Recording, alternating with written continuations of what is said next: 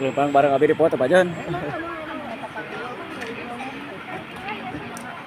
Langsung isoma. Assalamualaikum.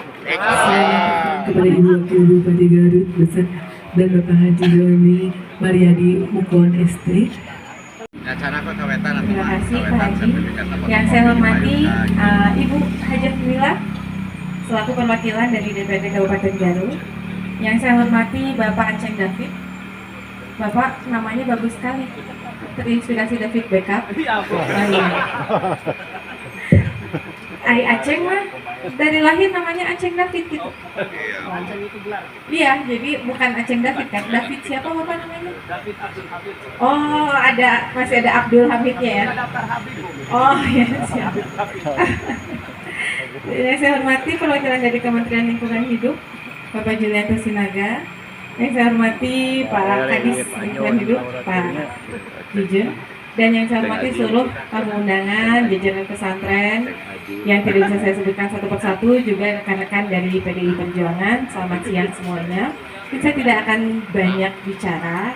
Pertama-tama saya pasti ingin mengucapkan terima kasih kepada Pak Judoni secara personal dan juga kepada rekan-rekan PDI yang sudah mewujudkan satu langkah menuju yang lebih hebat. Apalagi perjuangan pilkada bukan hal yang kecil, kita semua berjuang bersama-sama. Dan pesantren ini pun pernah didatangi ya, terima kasih juga sudah banyak membantu berkontribusi untuk saya dan Pak Bupati.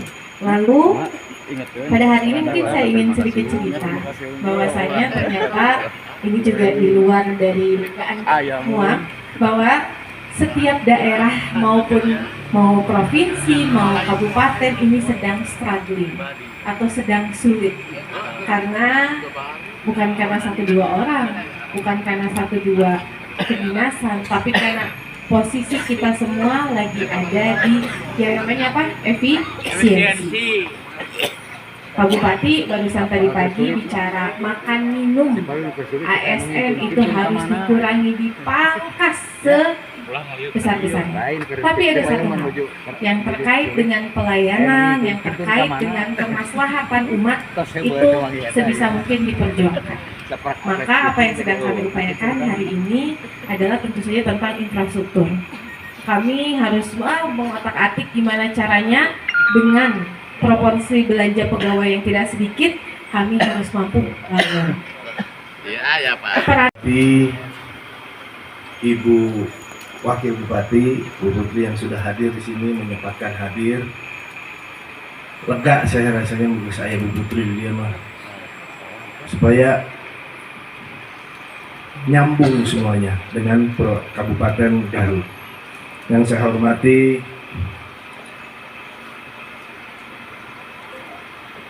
anggota DPRD Kabupaten Garut, Ibu Mila Meliana yang sudah hadir.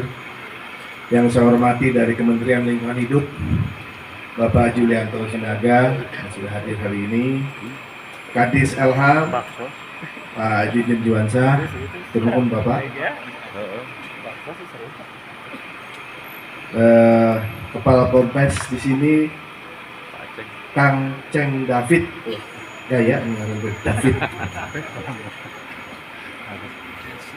Yang saya hormati Camat Sukaresmi sudah hadir, Ibu Kepala Desa yang sudah hadir, dan Bapak-bapak, Ibu-ibu sekalian yang tidak bisa saya sebutkan satu persatu. Selamat pagi, Merdeka! Nah, PDI nakaluan. Pertama-tama marilah kita panjatkan puji syukur hadirat Allah Subhanahu wa taala, dan tidak lupa salawat serta salam kita limpahkan terhadap junjungan Nabi besar kita Nabi Muhammad SAW. Bapak Ibu sekalian, melalui Direktorat Perlindungan dan Pengelolaan Mutu Air Direktorat Jenderal Pengendalian dan Pencemaran Lingkungan Kementerian Lingkungan Hidup, BPLH RI bersama dengan Komisi 12 DPR RI berkomitmen menjaga kualitas hidup masyarakat dengan menjaga tanah dan air serta steril dan bisa dimanfaatkan oleh masyarakat. Bapak-bapak, ibu-ibu, faktor pencemaran air atau tanah di lingkungan masyarakat sering tanpa kita sadari. Dari perilaku kita sehari-hari, contohnya dari cucian, sabun, segala macam itu mengkontaminasi tanah yang membuat tanah itu tidak subur. Nah, ini yang menjadi permasalahan di masyarakat. Dengan demikian, pemerintah melalui Kementerian Lingkungan Hidup dan DPR RI Komisi 12 terus berupaya dalam mengurangi permasalahan tersebut. Yang salah satu melalui program instalasi pengolahan air limbah domestik atau IPAL domestik. Bapak Ibu sekalian, adapun harapan dari program tersebut adalah dapat meningkatkan kualitas pengelolaan limbah domestik secara berkelanjutan, mengurangi pencemaran air sungai melalui sistem pengolahan limbah yang lebih efisien, mendorong pemanfaatan teknologi ramah lingkungan dalam pengolahan air limbah. Bapak Ibu yang saya hormati, alhamdulillah di anggaran tahun 2025 ini Kabupaten Garut terpilih dan memenuhi syarat untuk dibangun IPAL domestik, yaitu pesantren Darul Rahman di mana kita sedang berada pada siang hari ini. Bangunan IPAL tersebut semoga bermanfaat untuk pondok pesantren yang dan masyarakat sekitar. Bapak Ibu sekalian, dalam kesempatan yang berbahagia ini saya ingin berpesan. Program dari masyarakat, dari pemerintah itu cukup banyak. Sebetulnya kalau kita melihat mundur tahun 2020, 21, 22, kita 20 mengecil program kemasyarakatan karena COVID pada saat itu. 20 semua ya. Jadi jangan karena hijau, jangan berkacamatanya kita bicara adalah penghijauan, tetapi adalah ekses atau dampak yang disebabkan oleh pembangunan infrastruktur hijau ini atau manfaat yang dihasilkan dari pembangunan infrastruktur hijau ini sangat besar. Tadi terkait dengan jelas kalau ke sumber mata air adalah ini kita bisa dengan adanya konservasi, dengan adanya penghijauan tentu saja pemanfaatan air ini bisa artinya pencemarannya ini dapat direduksi. Kemudian terkait dengan persampahan, tentu saja pencemaran juga ini diakibatkan oleh sampah. Jadi, kalau kita bicara bahwa sumber mata air selalu mata air yang ada di gunung, tidak juga gitu ya.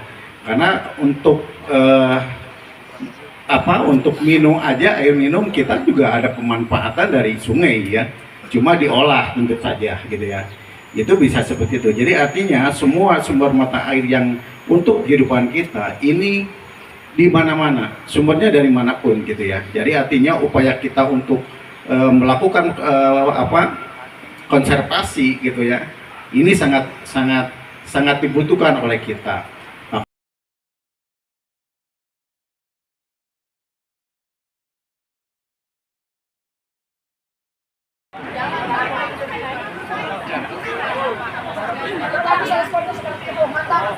Oke, mantap.